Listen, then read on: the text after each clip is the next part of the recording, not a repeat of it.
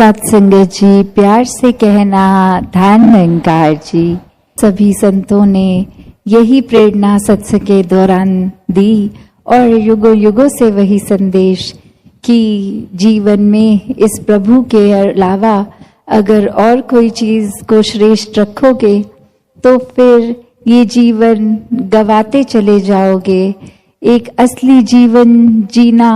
यानी कि इस परमात्मा के साथ हर पल जीना, इसको साक्षात आमने सामने अंग संग हर समय देखना,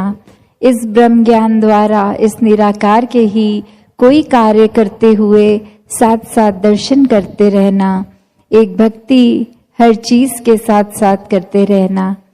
कैसे जीवन में एक जो बात आती है कि हर कोई अपने आप को इतना इम्पोर्टेंट, इतना ज़रूरी, अपनी खुद की कीमत इतनी ज़्यादा लगा के संसार में रहता है कि और कोई एक श्रेष्ठ नहीं है, हम ही हैं। तो एक जीवन में वो बात कि कैसे अपने जीवन में एक उदाहरण, एक कहानी रूप कि बहुत साल पहले जहाँ एक राजा और उसका वजीर, और एक बारी बस वो वजीर के मन में बात आई कि हमारे राजा तो बहुत ही विनम्र हैं, ये तो देखते नहीं हैं कि कोई अमीर आया है, कोई गरीब आया है, कोई भी आता है उसकी ओर देख के मुस्कुरा के सर झुका के उसको बहुत ही तहजीब से मिलते हैं। तो जब ये बात वजीर के मन में आई तो अपने आप को उसने सोचा कि इससे तो मेरी एक इम्पोर्टेंस खत्म हो रही है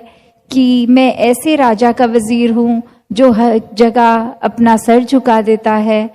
तो ये कंसर्न, ये बात अपनी जब उस वजीर ने राजा के पास रखी कि आप हर एक को इस तरह मुस्कुरा के आदर सत्कार से सर झुका के ना मिलिया करे, ये एक प्रजा पे अच्छा रिफ्लेक्शन नहीं जाएगा। आप महाराज हैं, आप अपना रुतबा ऊंचा, गर्दन ऊंची करके हर एक से मिला किया करें। तो वही राजा फिर उसको कहता है कि आप एक काम कीजिए, अब कोई भी हमारी नगरी में किसी की भी मृत्यु होगी तो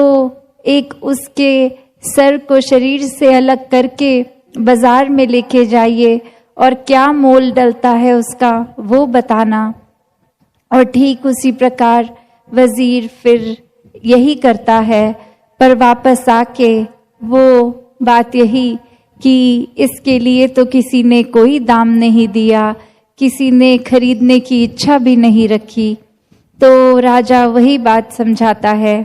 कि जिस सर को, गर्दन को अकड़ा के चलने की बात करते हो उसका मोल तो कुछ है ही नहीं। तो इसको एक हरेक के लिए, एक हरेक के प्रति आदर सत्कार में ही झुकाया जाए तो इसका सही मोल डलता है। एक दिल से एक विनम्रता, ये हम्बल होके जब एक हम किसी से भी मिलते हैं, बात करते हैं, तो वो एक बात ये नहीं कि हमने खुद अपनी इतनी इम्पोर्टेंस बना दी है कि अक्सर लगता है कि अगर हम किसी से बहुत विनम्रता से मिलेंगे तो उसकी नज़र में तो हम इम्पोर्टेंट ही नहीं बनेंगे। अपनी इम्पोर्टेंस बनानी है तो हर एक से अकड़ के मिलें। तो बात वही जो इस कहानी में सीखी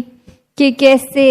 एक सही मोल जीवन का, ये खुशी में हर समय रहना, मुस्कुराहटें, एक अपने मन से जब अहंकार को त्याग देना तो ही वो बात आती है कि सही मायने में वही इंसान जी रहा है जो अपने अहंकार को त्याग चुका है। एक विनम्र हो के अपना अस्तित्व, अपनी आइडेंटिटी खो के जब जीते हैं तो फिर इस परमात्मा की आइडेंटिटी ही हमारी बन जाती है। जिस तरह एक पानी की बूंद अगर चाहे वो नाले में से निकल के नदी में आए या कहीं और से, वो अपनी यात्रा एक पूरी करके बहती बहती इस सागर में आ जाती है, तो वो अपने उस नाले वाली बूंद की अस्तित्व को खो के फिर उसको एक उससे भी ऊपर की उपाधि, एक उससे ज़्यादा कुछ मिल जाता है। उसको सिर्फ और सिर्फ अपनी आइडेंटिटी खो के इस सागर में एकमिक होते ही वो इतना आदर सत्कार, इतना रुतबा खुद ब खुद ही मिल गया। वरना वो अगर जिद पे अड़ी रहती कि नहीं मैं तो इसी नाले में रहूंगी, मैं विशाल सागर में नहीं मिलूंगी, तो फिर वो वहीं की वहीं अपनी अकड़ में। तो कैसे अपने जीवन में भी अगर हम झांक के देखें कि किस प्रकार एक जीते जी मृत्यु हासिल करनी, कि अपने अहंकार को छोड़ के एक जीते जी जब हम इस विनम्रता पूर्वक जीवन को अपनाते हैं, और वो वही बात जो दासी हर सत्संग में रखती है कि इसको करना संभव कुछ समय के लिए तो तब होता है, कोई दिखावा कर सकते हैं, किसी के सामने अपना इम्प्रेशन अच्छा करने के लिए अच्छे व्यवहार, अच्छे बोल कर सकते हैं, पर एक हर समय अंदर से बाहर तक का जो ये यात्रा है हमारी, ये इनसाइड आउट,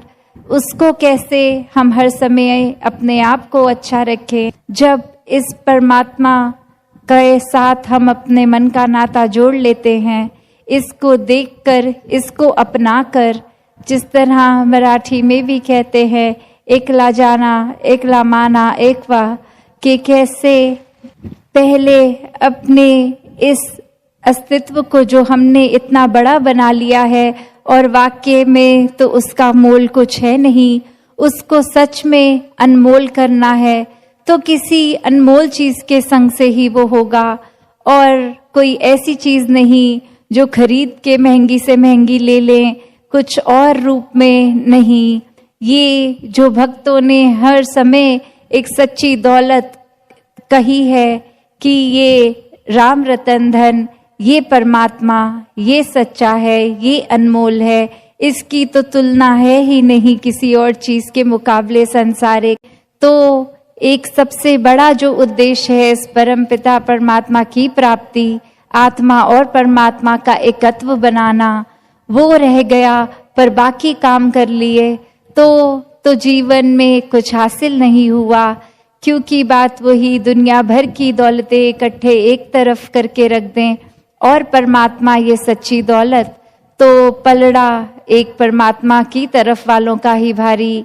तो कैसे अपने जीवन में हर समय जहाँ हर एक के लिए ये संभव है कि इससे एकमिक होके रह सकें, इसी के रंग में घुल जाएं, ऐसा जीवन, चाहे फिर वो किसी तरह दिखने वाला शरीर हो, किसी भी बैकग्राउंड से आए, किसी तरह की भी प्रायोरिटीज अपनी बनाते हों, तो वो सिर्फ शरीर और शरीर से जुड़ी चीजों के लिए है। असल में ये आत्मा अब परमात्मा की हो गई, तो ये प्यार, भक्ति, आनंद, स्थिरता, सहजता, ये जीवन में जहाँ जितनी गहराई से ठहरेगी उतने ही मानवीय हम बन जाते हैं, उतने ही इंसानिय हम हो जाते हैं। तो इस रूहान के संग से अपने जीवन में इंसानियत को भी सदैव के लिए जी लें। दातार हर एक पे कृपा करे। साथ संगत जी, धन निरंकार जी।